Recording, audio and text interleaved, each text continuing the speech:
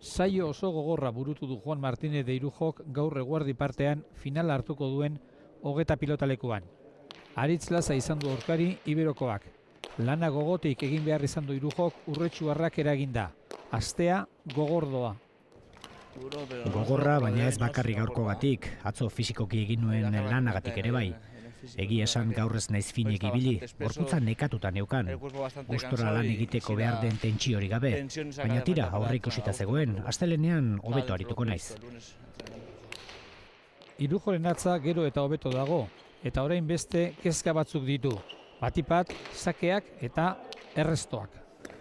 Tira ikusi duzue, egin ditudan apurretan abiadurerik gabe eta ezkerparetera sartu ezinik eta horrela ez nabilondo. Baina baikorra izan nahi dut eta larunbatari begira iaz bezala ateratzea espero dut.